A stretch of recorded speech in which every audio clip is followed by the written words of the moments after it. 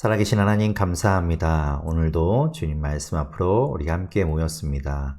하나님, 각자의 자리에서 주의 말씀을 들고 우리가 함께 모였을 때 성령 하나님께서 그 자리마다 임하여 주시고 하나님께서 보여주시고 들려주시고 알게 하여 주시옵소서.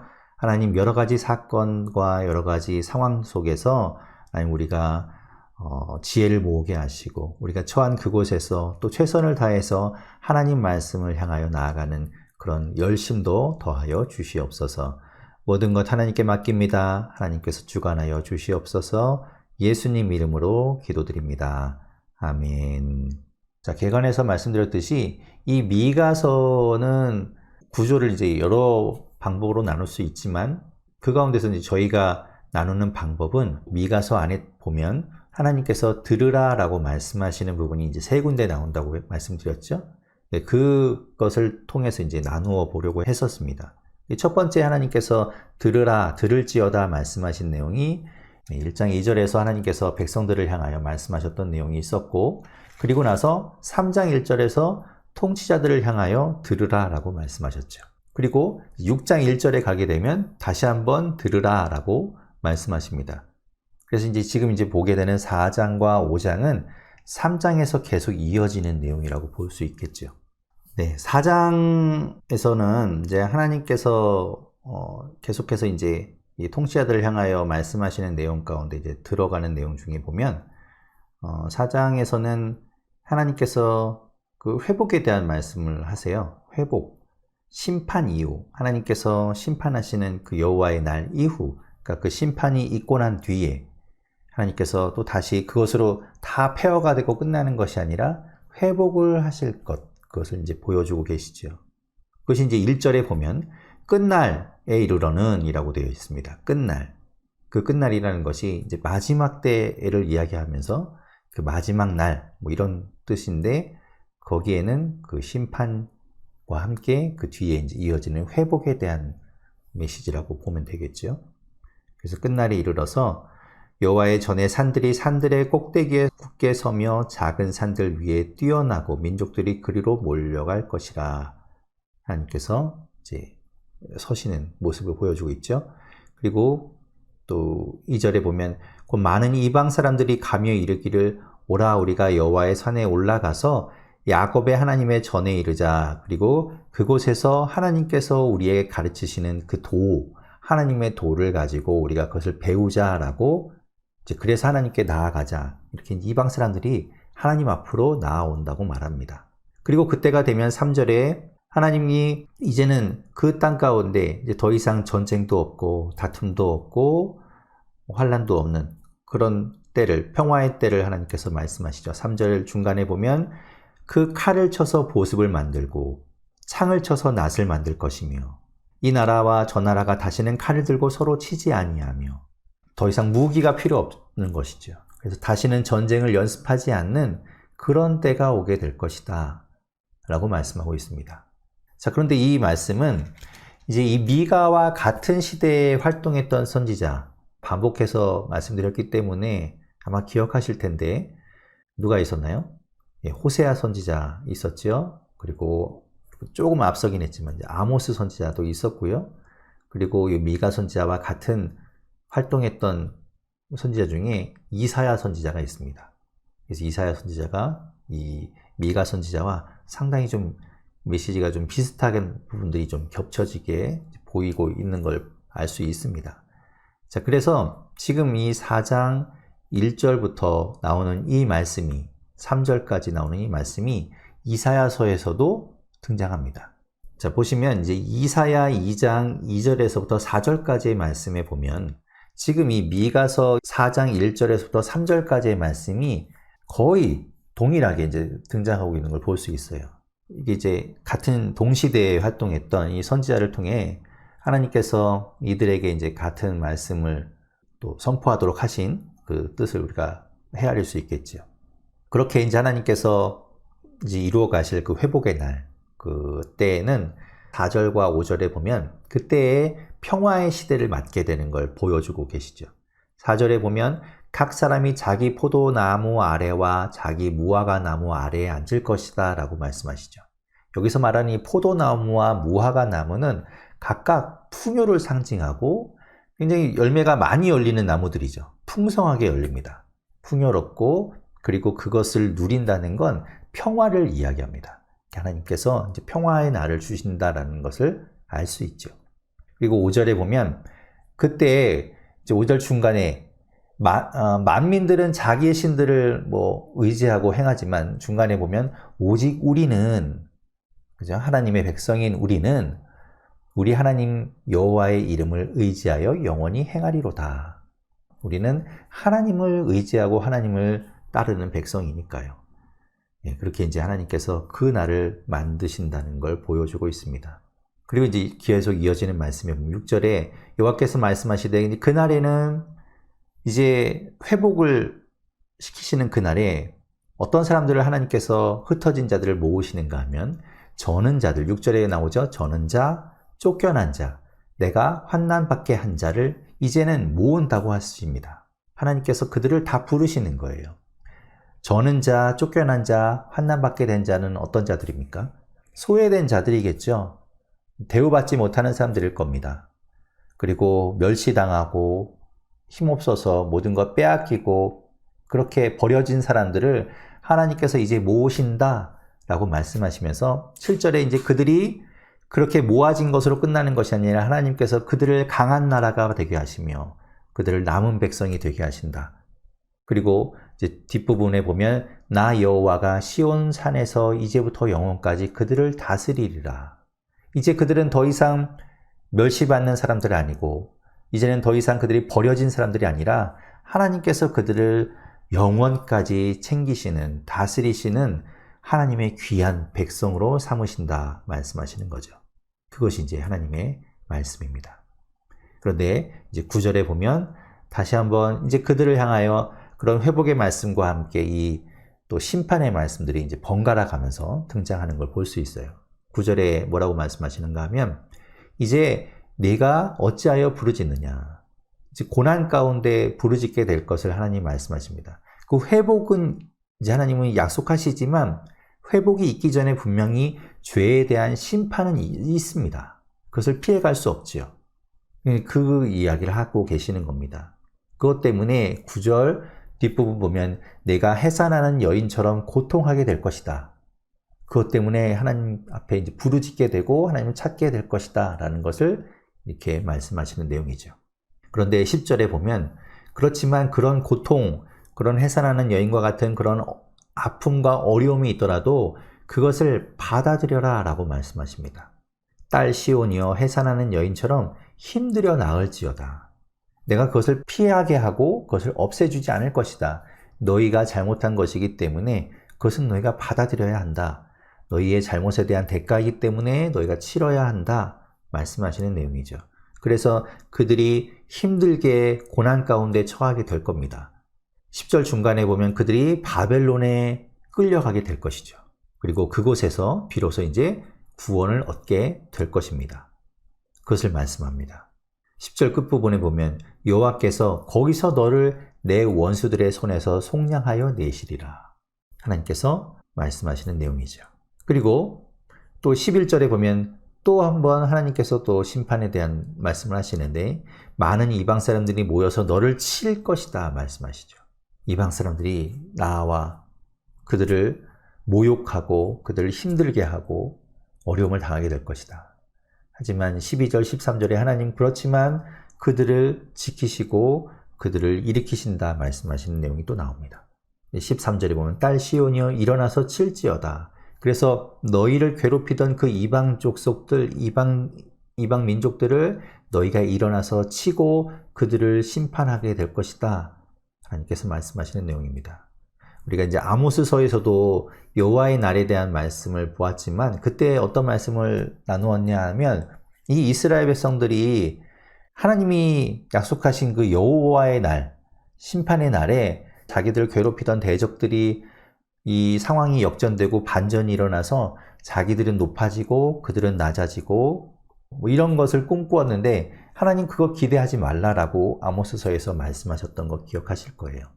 하나님이 죄 가운데 하나님 말씀 가운데 돌아오지 않던 너희들을 내가 약속한 대로 그렇게 해주지 않겠다. 오히려 그날은 너희에게 고난의 날이 될 것이다 라고 말씀하셨던 것 기억하시죠?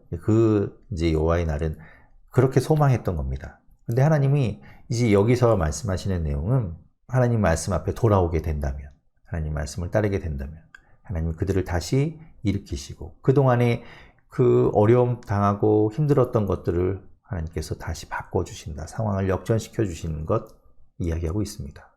그래서 이제 5장 1절까지 보면 딸 군대여 너는 떼를 모을지어다. 그들이 우리를 애워쌌으니 막대기로 이스라엘 재판자의 뺨을 치리로다. 수치를 당하는 그런 내용을 이야기하고 있죠. 이렇게 하나님께서는 이제 구원에 대한 메시지와 또 심판에 대한 메시지를 번갈아 가면서 말씀하고 계십니다. 심판 그리고 구원, 이것은 하나님께서 언제나 함께 가는 내용이죠. 하나님 심판하시고 멸망케 하는 분이 아니시라 그의 백성은 분명히 그 가운데서도 구원하시고 그들이 돌이킬 때 그들이 다시 돌아오면 언제든 받아주시는 분이 하나님이시니까요. 이제부터 이어지는 내용에서 하나님이 또 구원에 대한 말씀을 이어가고 있죠. 그리고 5장 2절의 말씀을 보면 이 말씀이 우리 눈에 좀 익숙하게 보일 겁니다. 5장 2절 말씀이 이런 내용이죠. 베들레헴 에브라다야 너는 유다 족속 중에 작을지라도 이스라엘을 다스릴 자가 내게서 내게로 나올 것이라 그의 근본은 상고의 영원에 있느니라 말씀합니다. 우리가 어디에서 봤었나요? 예수님에 대한 말씀 가운데 우리가 이 말씀을 보았던 기억이 있을 겁니다. 마태복음 2장 6절에 보면 이렇게 말씀하고 있죠. 또 유대 땅 베들레헴아 너는 유대 고을 중에서 가장 작지 아니하도다. 내게서 한 다스리는 자가 나와서 내 백성 이스라엘의 목자가 되리라 하였음이니이다 라고 말씀하셨던 그것을 이 미가서 5장 2절의 말씀을 인용해서 베들레헴에서 예수님께서 태어나실 것을 이야기하던 내용이 이제 나오고 있습니다. 동방 박사들이 그 별을 보고 예수님을 찾아서 올 때 별을 따라가 보는데 당연히 예루살렘에서 왕이 나올 것이라고 생각했는데 거기를 지나쳐서 이제 베들레헴으로 가게 되죠. 그때 이제 이 말씀을 인용해서 베들레헴에서 하나님께서 약속하신 그 메시아가 나게 되는 것을 그리웠던 그 내용이 바로 이 내용이라고 볼 수 있죠.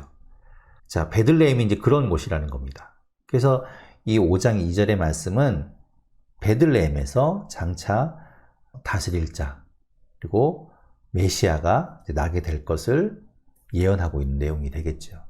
그리고 베들레헴이라는 곳은 사무엘상 17장 12절에 보면 다윗이 어디 출신인가 하면 베들레헴 출신입니다. 다윗이야말로 하나님의 약속하신 그 나라를 일으키는 가장 하나님 앞에 선하고 또 하나님 보시기에 합당한 왕이었기 때문에 그가 이 통일된 이스라엘, 지금은 분열되어 있지 않습니까? 그러니까 통일된 이스라엘을 회복시키고 그 나라를 다시 일으키는 그것은 다윗을 통해서 다윗이 살아 돌아오진 않겠지만 그래서 그 다윗의 가문 가운데 그 다윗과 같은 누가 나타나서 그렇게 이루어 줄 것이라고 기대하고 있었던 것이죠. 그래서 이 베들레헴은 그런 아주 중요한 의미를 가지고 있는 겁니다.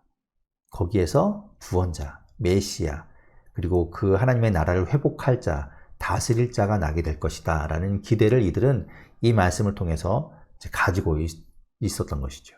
그것이 이제 신약에 가서 예수님을 통해서 이제 나타나게 되는 것이고요. 그래서 이제 5장 2절의 말씀이 그래서 이제 또 중요하게 우리에게 다가옵니다. 상고라는 말은 옛날, 아주 오래된 옛날을 이야기합니다. 그래서 옛날부터 있었던 계획이다라는 것을 보여주고 있는 겁니다.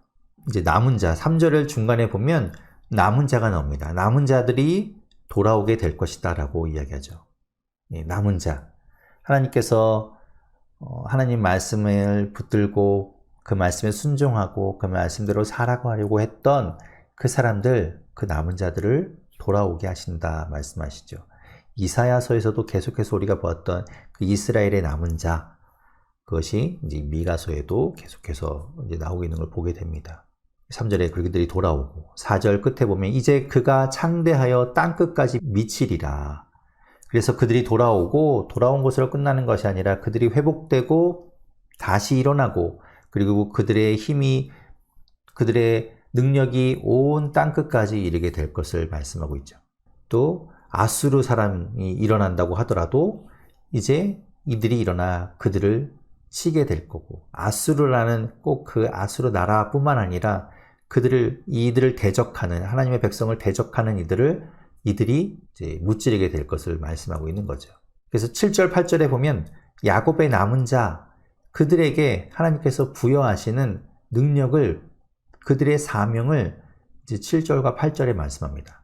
7절에 보면 야곱의 남은 자는 많은 백성 가운데 있으리니 그들은 어떤 존재로 있게 되는가 하면 그들은 여호와께로부터 내리는 이슬 같고 풀 위에 내리는 담비 같다 라고 말씀하죠. 아주 중요한 역할을 한다는 겁니다. 애타게 비를 기다리지 않아도 때에 맞게 이른 때와 늦은 때에 알맞게 내려주시는 그 비, 그 단비처럼 사람들에게 생명과 복음을 전하고 그것을 공급해주는 역할을 하게 되겠지요. 그리고 두 번째, 야곱의 남은 자는 8절 중간에 보면 그들은 수풀의 짐승들 중에 사자 같고 양떼 중에 젊은 사자 같다. 그래서 그 능력으로, 그 위엄으로 뒤에 보면 만일 그가 지나간 즉 밟고 찌질이니 능히 구원할 자가 없을 것이니라 라 말씀하죠. 그 능력을 가지고 그 권세를 가지고 그 복음을 들고 나아가서 승리하고 무찌를 것을 하나님께서 말씀하고 있습니다. 이것은 무슨 십자군 전쟁이나 이런 것처럼 무력에 의한 전쟁이 아니라 영적인 전쟁에서 그리고 복음을 들고 싸우는 전쟁에서 그들이 승리하게 될 것을 말씀하고 있는 내용입니다. 그래서 9절에 보면 내 손이 내 대적들 위에 들려서 내 모든 원수를 진멸하기를 바라노라 말씀하시죠. 그리고 10절부터 15절까지는 또한 심판의 메시지를 다시 한번 또 말씀하십니다. 심판의 메시지 가운데 이번에는 어떤 내용인가 그 10절부터 15절까지의 내용을 잘 보게 되면 하나님께서 부수고 또 멸절하고 없앤다고 하는 것들을 한번 보십시오. 10절부터 보면 여호와께서 이르시되 그날에 이르러는 내가 내 군마 그것을 멸절할 거고 내 병거를 부술 거고 내 땅의 서금들을 멸하고 견고한 성을 무너뜨리고 또 복수를 끊고 점쟁이가 없게 할 것이고 새긴 우상과 주상을 멸할 것이고 내 손으로 만든 것을 다시는 섬기지 아니하게 하겠다. 그리고 14절에 아세라 목상을 없애버리겠다라고 말씀하시죠. 보십시오. 어떤 공통점이 있습니까? 우리가 하나님을 의지하고 하나님을 섬기고 하나님 말씀을 따라야 하는데 그렇게 하지 못하는 것들이 바로 이런 것들입니다. 하나님을 온전히 하나님으로 섬기지 못하게 하는 것들. 군마와 병거, 자신의 힘이겠죠. 자신의 힘을 의지하게 하는 겁니다. 그리고 견고한 성, 그거 보면서 아무리 위험이 닥쳐와도 우리는 끄떡없을 거야. 하나님 의지하지 않아도 돼. 우리가 얼마든지 우리 힘으로 그것들을 막을 수 있어 라고 하는 그렇게 의지하게 하는 것들. 그리고 또 복술과 점치는 것과 우상과 이런 모든 것들을 통해서 하나님께 나아가지 않고 오히려 그 우상에게 나아가서 절하고 그것들에 의지하고 그런 모든 것들. 하나님이 그 모든 것들을 다 제하여 버린다 말씀하시죠. 그래서 10절부터 15절까지의 말씀은 하나님께서 특별히 하나님을 의지하지 못하게 하는 것들을 다 없애버리시겠다 말씀하시는 내용이라고 볼 수 있습니다. 6장에서는 하나님께서 이스라엘과 함께 재판장에서 마치 쟁론하던 그런 모습을 그리고 있지요. 6장에서 그러니까 이제 세 번째 들을지어다, 들으라라는 말씀이 이제 나오게 됩니다. 보시면 6장 1절에 너희는 여호와의 말씀을 들을지어다 라고 말씀하시죠. 여기서 너희라는 것이 무엇인가? 이전에는 백성들을 향해서 또 통치자들을 향해서 하나님께서 들으라 라고 말씀하셨다면 여기에서는 이제 하나님의 백성이라면 누구든 상관없습니다. 이제 그들이 모두 다 들어야 하는 메시지가 되겠지요. 보면 너는 일어나서 산을 향하여 변론하여 작은 산들이 내 목소리를 듣게 하라. 얼마든지 이야기해봐라 라고 말씀하시는 내용이죠. 2절에 말씀합니다. 너희는 여호와의 변론을 들으라. 여호와께서 자기 백성과 변론하시며 이스라엘과 변론하실 것이라. 하나님께서 이스라엘과, 이 말 듣지 않는 이 이스라엘과, 하나님 마음을 모르는 도대체 이 이스라엘과 이제 누가 옳고 그른지 따져보자 라고 말씀하시는 내용이죠. 너희가 뭘 잘못했는지. 3절에 말씀하십니다. 내 백성아, 내가 무엇을 내게 행하였으며 무슨 일로 너를 괴롭게 하였느냐 말씀하죠. 너희가 도대체 무엇을 했는지, 네가 뭘 잘못했는지 알고는 있느냐라고 말씀하시는 거죠. 너희가 괴로움 당하고 너희가 힘들게 하고 내가 너희를 그렇게 어려움을 처하게 했는데 너희가 무엇 때문에 그렇게 됐는지 도대체 알고 있냐라고 말씀하시는 내용입니다. 그러면서 이제 4절과 5절에 이제 이런 이야기를 하세요. 예전에 그 광야에서 있었던 일들을 이제 기억하라고 말씀하시죠.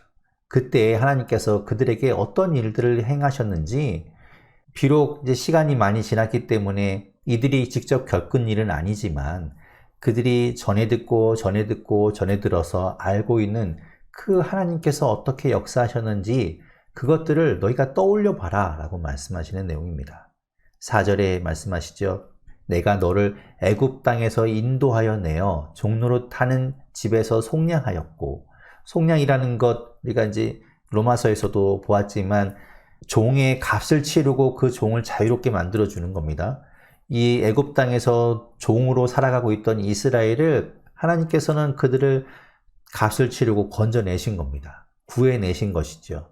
그리고 그들을 인도하기 위해서 4절에 나오듯이 모세와 아론과 미리암을 그 앞에 보냈다 말씀하십니다. 그리고 5절에 가면 그들이 그 광야 40년을 떠돌다가 가나안 땅에 들어가기 전에 민수기 22장에 보면 이 발락과 발람 이야기가 나오죠. 모압 왕 발락이 발람이라는 점쟁이를 불러다가 그를 통해서 이스라엘을 저주하게 합니다. 하지만 그는 하나님의 말씀이 그들을 저주하지 못하게 했기 때문에 저주하지는 못하죠. 하지만 나중에 그가 꾀를 내어서 이 이스라엘을 범죄하게 만드는 걸 보게 되죠. 그것이 이 5절 중간쯤 보면 나오는 시딤에서의 사건입니다.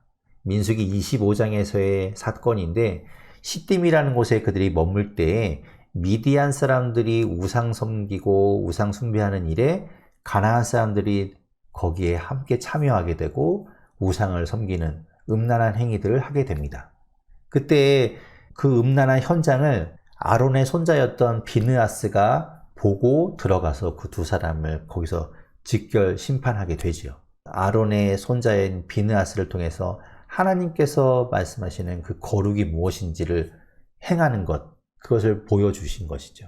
그래서 거룩한 분노라는 것이 무엇인가 그때 보여주셨는데, 그 시딤에서의 사건, 그리고 여호수아에서도 시딤이라는 곳이 나옵니다. 근데 시딤이라는 곳이 나와서 이제 거기에서 요단강을 건너가게 되는데, 이제 준비를 하고 건너가게 되는 이야기가 나오는데, 그리고 그들이 건너가서 첫 번째 가나안 땅에서 도착하게 되는 것이 바로 길갈입니다. 그리고 그 길갈에서 하나님을 찬양하기 위해 12지파에서 돌을 가져다가 하나님께서 하셨다는 것, 하나님께서 함께 하신다는 그런 탑을 쌓게 되죠. 그리고 그 길갈에서 이제 그들이 할례를 행하게 됩니다. 이제 그런 일들을 이제 기억하라고 말씀하시는 거죠. 그 시딤에서부터 길갈까지의 일들, 다시 말해서 광야에서의 일들, 가나안 땅에 들어가기까지의 그 모든 여정의 일들, 그것들을 다 기억해봐라 말씀하시면서 5절 끝에 보면 나 여호와가 공의롭게 행한 일을 알리라 그렇게 말씀하시죠. 그것들을 떠올려 봐라. 내가 얼마나 공의롭게 했는지 그것들을 기억하고 떠올려 보라 말씀하시는 것이죠. 그때 이제 6절과 7절에 가면 이스라엘이 하나님 앞에 이렇게 나와서 이야기합니다. 6절을 보면 내가 무엇을 가지고 여호와 앞에 나아가며 높으신 하나님께 경배할까? 내가 번제물로 1년 된 송아지를 가지고 그 앞에 나아갈까? 하나님을 예배하기 위해서 이렇게 마음을 갖고 있는 것 좋지요. 좋은 일입니다. 그런데 그것이 7절에 보면 행위만 남아있다라는 것을 보게 됩니다. 보면 여호와께서 천천의 순양이나 만만의 강물 같은 기름을 기뻐하실까? 그런 제사, 그런 물질적인 것, 그런 양, 이런 것들만 하나님이 기뻐하시는 것 아닌가? 내 허물을 위하여 내 맏아들을, 내 영혼의 죄로 말미암아 내 몸의 열매를 드릴까? 하나님이 그런 것 기뻐하실까요? 내 허물을 위해서 내 맏아들을 하나님께 인신제사로 드리는 것, 바치는 것, 양이나 소나 송아지 바치는 것으로는 부족해서 더 좋은 것, 더 귀한 것, 내 자식까지도 하나님 앞에 바치겠다라고 하는 거, 하나님이 그런 거 원하는 거 아니라는 거죠. 이들은 그 하나님의 마음을 모르고 지금 그들이 이렇게 6절과 7절처럼 이야기한다는 겁니다. 그때 하나님께서 8절에 이렇게 말씀하시죠. 사람아, 주께서 선한 것이 무엇임을 내게 보이셨나니 여호와께서 내게 구하시는 것은 오직 정의를 행하며 인자를 사랑하며 겸손하게 내 하나님과 함께 행하는 것이 아니냐. 어디서 보았던 내용과 좀 비슷하죠? 하나님이 원하는 것은 이런 형식적인 것, 이런 양, 얼마나 큰 것을 하나님께 드리느냐, 이런 것 중요한 것이 아니라는 거예요. 하나님께서 원하시는 것, 하나님께 기뻐하시는 것은 오직 정의를 행하며 하나님이 원하시는 그 정의를 실행하는 것, 그리고 인자를 사랑하며, 여기서 인자라는 건 사람의 아들 하나님 예수님께서도 내 인자다라고 말씀하셨던 그 인자가 아니라 헤세드, 하나님과의 관계에서 이루어지는 모든 행동들, 그 선한 관계를 이루기 위해서 행해지는 모든 것들, 사랑도 포함될 수 있겠고요. 그런 모든 것들, 그런 것들을 사랑하며 겸손하게 내 하나님과 함께 행하는 것, 하나님이 그런 걸 원한다는 거죠. 제사의 규모가 중요한 것이 아니라 그 제사에 내가 무엇을 바쳤는가가 중요한 것이 아니라 그곳에 하나님의 마음을 내가 알려고 하는가, 그 하나님의 마음을 내가 알아서 그것을 행하려고 하는가, 그것을 어떻게 내가 하나님의 마음을 시원하게 해드리는가, 그것이 중요하다고 하나님 말씀하고 있습니다. 이전에 보았던 우리가 호세아서나 아모스서에서도 이런 그와 비슷한 이야기들이 있었죠. 호세아 12장 6절에서도 하나님 말씀하셨습니다.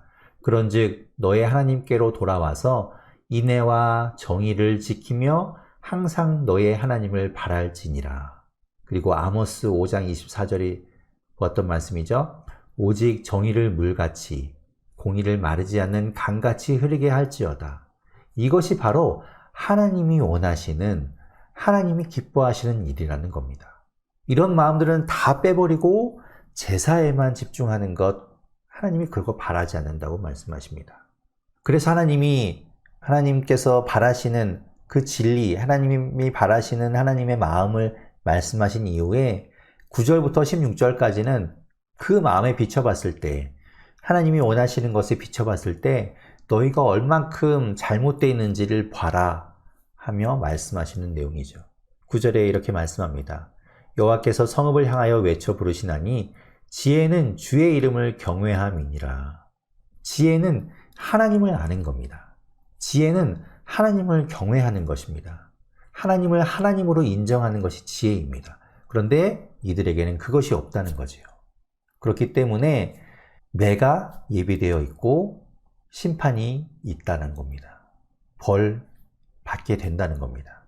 자, 10절부터 보십시오. 그들이 얼마나 잘못되어 있었는가? 이렇게 말씀합니다.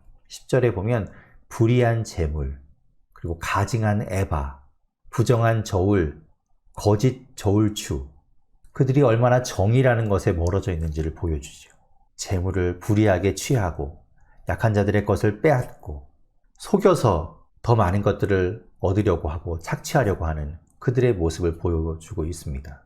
12절에 강포를 휘두르고 더 빼앗기 위해서, 더 가지기 위해서 약한 자들을 힘으로 제압하고 그들에게 여지없이 폭력을 가하는 그들의 모습, 그리고 또한 약한 힘없는 빼앗기는 백성들이라고 하더라도 그들이 하나님 앞에 나와 하나님을 찾고 하나님을 구하고 하나님 앞에 탄원하는 것이 아니라 이들은 오히려 거짓을 행하고 오히려 그 입에 거짓을 말하고 하나님을 찾지 않는 그들을 고발하고 있는 겁니다.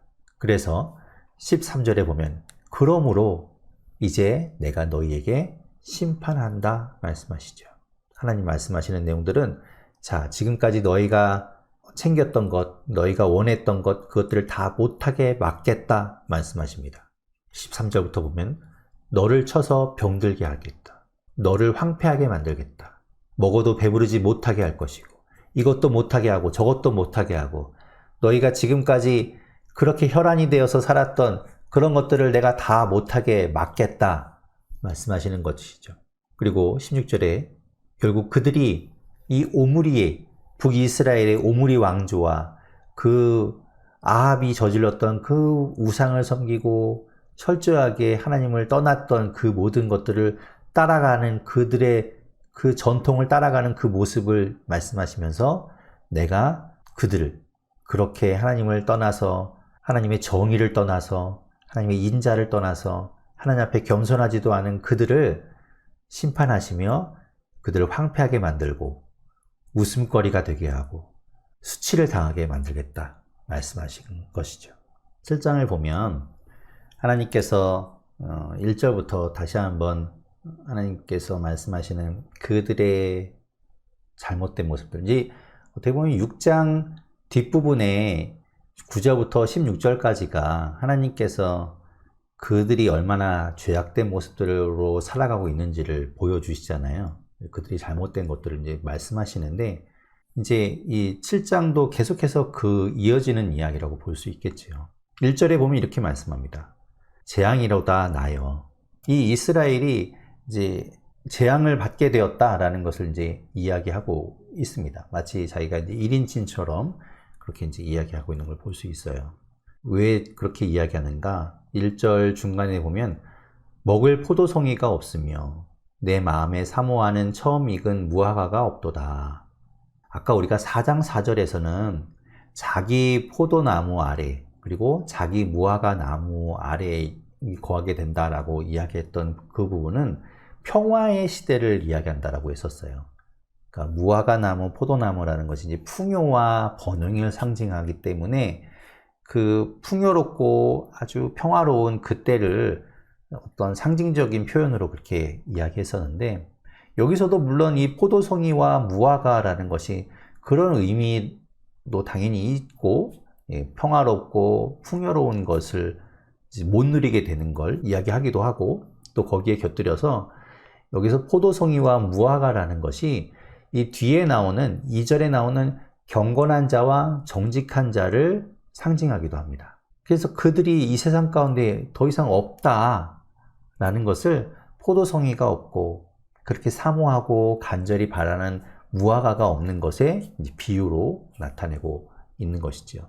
뿐만 아니라 2절 중간에서부터 이렇게 이야기합니다. 무리가 다 피를 흘리려고 매복하고 그물로 형제를 잡으려고 하고, 6장에서 본 것처럼 속이고 더 재물을 빼앗고 뭐 그런 것뿐만 아니라 아주 그냥 그들이 얼마나 더 추가적으로 이런 죄를 저지르고 있는지를 보게 되죠. 다른 사람에게 상해를 가하고 어떻게든지 그들을 뭐 그물로 잡으려고 하고 빼앗고 가져가고, 3절에 말합니다. 악을 부지런히도 행하며 뇌물을 구하며 욕심을 부리고 또 욕심을 이루려고 하고, 그 욕심을 위해서 3절 끝에 보면 서로 결탁하고 결합하는 것, 기꺼이 그렇게 하는 그들을 고발하고 있죠. 얼마나 그들이 악하고 지금 이 시대가 그런가를 하나님께서 보여주고 있습니다. 5절에 하나님께서 말씀합니다. 너희는 이웃을 믿지 말며 친구를 의지하지 말며 내 품에 누운 여인에게라도 내 입의 문을 지킬지어다. 이웃을 믿지 말고 의지하지 말고 말 조심해라. 입의 문을 지켜라 라고 말씀하죠. 왜? 너무나 혼란한 시대 가운데 있기 때문에, 지켜야 하기 때문에 그렇습니다. 6절에 말씀합니다. 아들이 아버지를 멸시하며 딸이 어머니를 대적하며 며느리가 시어머니를 대적하리니 사람의 원수가 곧 자기의 집안 사람이리로다.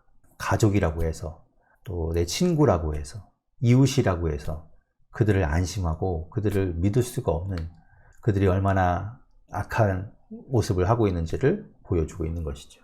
7절부터는 오직 나는 여호와를 우러러보며 나를 구원하시는 하나님을 바라보나니 나의 하나님이 나에게 귀를 기울이시리로다. 나는 하나님을 바라본다. 이렇게 악한 현재의 모습 가운데서도 하나님을 우러러보며 하나님께서 구원하실 것을 바란다 라고 이제 이들이 이야기할 때 하나님이 그들을 건지시고 그들을 지켜주실 것을 이야기하는 거죠. 8절에 말합니다. 뒷부분 보면 어두운 데 앉을지라도 여호와께서 나의 빛이 되실 것이다. 9절에 내가 여호와께 범죄하였으니 이들이 회개하는 겁니다. 그의 진노를 당하려니와 마침내 주께서 나를 위하여 논쟁하시고 심판하시며 자기가 잘못하고 범죄했으니 벌 받는 것 당연하지요. 받아들여야 하는 겁니다. 주께서 나를 인도하사 광명에 이르게 하시리니 내가 그의 공의를 보리로다. 이것이 옳은 것이죠. 내가 잘못한 것 회피하고 그것을 벗어나려고 온갖 술수를 쓰는 것이 아니라 잘못한 것에 대해서는 응당 벌을 받아야 하는 것이고, 그럼에도 불구하고 하나님은 그것으로 회개하고 나아가는 자들을 버리시는 것이 아니라 그들을 인도하셔서 광명에 이르게 하시는 그 하나님을 만나는 것, 그것이 정말 중요한 내용 아닙니까? 10절에 말씀합니다. 나의 대적이 이것을 보고 부끄러워하리니, 대적은 아마 내가 하나님의 벌을 받고 심판을 받고 멸망하는 그 과정을 보면서 기뻐했을 겁니다. 손가락질하고 조롱했을 겁니다. 그런데 하나님께서 다시 그렇게 회개하고 하나님 앞에 나아가는 자를 일으키시는 걸 보면서 그들은 부끄러워하겠죠. 전에 말하기를 네가 믿는 하나님이 어디 있냐라고 했던 그 자들이 이제 하나님이 그들을 일으키시는 걸 보게 된다는 겁니다. 그리고 하나님께서는 그들을 일으켜서 11절에 성벽을 건축하게 하시고, 꼭 예루살렘의 성벽뿐만 아니라 하나님의 나라를 건축하는 그 일을 이제 이루어 가시는 걸 말씀하시죠. 그래서 그때에는 지경이 넓어지고 온 데에 있는 많은 사람들이 하나님 앞으로 나아오고 돌아오게 될 것을 이야기하시죠. 그날에 하나님께서 구원을 행하신다는 겁니다. 그러면서 14절부터 이 미가 선지자는 하나님께 간구하며 기도합니다. 14절부터 17절까지 무엇을 간구합니까? 14절에 보면 원하건대 하나님 이렇게 들어주십시오. 14절 끝에 무엇을 들어달라고 합니까? 먹이시옵소서. 먹여주십시오. 우리를 길러주십시오. 우리를 거두어 주십시오. 기도합니다. 간구합니다. 16절에 보면 이르되 여러 나라가, 17절 중간에 보면 우리 하나님 여호와께로 돌아와서 주로 말미암아 두려워하리이다. 하나님 우리를 그렇게 받아주시고 우리를 먹여주시고 우리를 손가락질하고 우리를 대적하던 그들이 하나님을 두려워하는 걸 보게 해주십시오. 이렇게 이제 간구하는 것이지요. 그리고 18절부터 마지막 20절까지는 그 하나님 앞에 간구하고 난 이후에 하나님께서는 그렇게 하실 것을 믿고 찬양하며 나아가는 걸 보게 됩니다. 18절에 말씀합니다. 주와 같은 신이 어디 있으리까? 미가라는 뜻, 미가 선지자의 그 이름의 뜻은 누가 여호와와 같은가 라는 것이었습니다. 지금 이 18절에 있는 것이 그 말이죠. 주와 같은 신이 어디 있습니까? 전체, 이 미가서 전체의 주제와도 같은 이야기가 여기서 등장합니다. 하나님과 같은 분은 없다. 하나님은 오직 하나님 한 분뿐이다. 다른 무엇과 비교할 수 없다. 라는 걸 이야기하는 겁니다. 주께서는 죄악과 그 기업의 남은 자의 허물을 사유하시며, 사유한다는 이야기는 원래 가진 히브리어 뜻은 가지고 간다는 겁니다. 하나님께서 그들의 죄악과 그들의 허물을 다 가져가신다는 겁니다. 이제는 없는 것으로 하나님께서 하신다는 것이죠. 인애를 기뻐하심으로 진노를 오래 품지 아니하시나이다. 다시는 우리를 불쌍히 여기셔서 우리의 죄악을 발로 밟으시고 우리의 모든 죄를 깊은 바다에 던지시리이다. 하나님, 우리의 죄악과 우리의 죄를 다 가져가신 이후에 다 발로 밟고 바다에 던지고 깊은 바다에 넣어버려서 이제 다시는 우리 가운데 그 죄악과 죄를 기억하지도 않고 잊지도 않게 하시는 분이 바로 하나님이시다. 하나님이 그렇게 우리를 완전하게 회복시키실 것이다 기대하며 이 미가 선지자가 하나님을 찬양하고 있는 거죠. 마지막 20절에 말씀합니다. 주께서 옛적에 우리 조상들에게 맹세하신 대로 야곱에게 성실을 베푸시며 아브라함에게 인애를 더하시리이다. 그렇게 하나님을 간구하며 그 하나님을 찬양하며 미가 선지자는 예언을 마치게 됩니다. 이것이 바로 미가 선지자를 통해서 하나님께서 이스라엘 백성들에게 하시는, 그 하나님의 백성들에게 말씀하시는 내용이죠. 하나님은 어떤 분이신가? 심판하고 그 잘못을 책망하시고 그것을 벌하시는 분으로 끝나는 것이 아니라 하나님을 구하며 나아오는, 하나님을 믿고 나아오는 자들을 하나님은 다시 받으시고 그들을 회복시키시고 그들을 하나님의 자녀로 삼으셔서 영원히 함께 하시는 분이 바로 우리 하나님이시라는 겁니다. 그것이 바로 이 미가서를 통해 주시는 하나님의 말씀입니다. 미가서를 통해서 보았던 그 말씀을 기억하시면서 우리 로마서를 같이 보고 있지만 우리는 계속 죄 가운데 살아갑니다. 죄 짓고 살아갑니다. 하지만 우리가 하나님 앞에 나아갈 때 하나님은 반드시 우리를 다시 회복시키실 것을 믿으며 그 하나님을 기대하며 나아가는 우리가 될 수 있기를 바랍니다. 살아계신 하나님 감사합니다. 오늘 미가서의 말씀을 다 마쳤습니다. 하나님, 어지러운 시대 가운데 또 혼란한 시대 가운데 정말 부족하고 궁핍한 시대 가운데 그들이 하나님을 찾고 하나님 앞에 나아가기를 거부하고 오히려 이방신을, 이방의 방법을 따라가며 이 세상의 방법대로 살아가던 그들의 모습을 보았습니다. 하나님은 그들을 책망하시고 그들을 꾸짖으시며 그들을 심판하신다 말씀하십니다. 하지만 그들이 회개하고 하나님의 정의를 깨닫고 돌아오기만 한다면, 그것을 행하고자 한다면, 인자를 사모하기만 한다면 하나님께서 그들을 회복시키실 것을 말씀하셨습니다. 하나님, 우리도 또한 죄 짓고 살아갑니다. 우리도 하나님의 말씀을 따르지 못하고 그 정의를 잊어버리고 살 때도 있습니다. 이 시간 하나님 앞에 회개하며 나아가오니 하나님 우리를 다시 회복시켜 주시고 하나님 말씀 따라 살아가는 우리가 되도록 인도하여 주시옵소서. 하나님 또한 우리의 삶 가운데 주님께서 그렇게 역사하여 주시옵소서. 우리를 건강하게 지켜주시고 하나님께서 보호하여 주셔서 우리가 또 주일에 예배로 만날 때 하나님께 영광 돌리며 기쁨으로 예배하는 우리 모두가 되도록 함께하여 주시옵소서. 모든 것 하나님께 감사드리며 예수님 이름으로 기도드립니다. 아멘.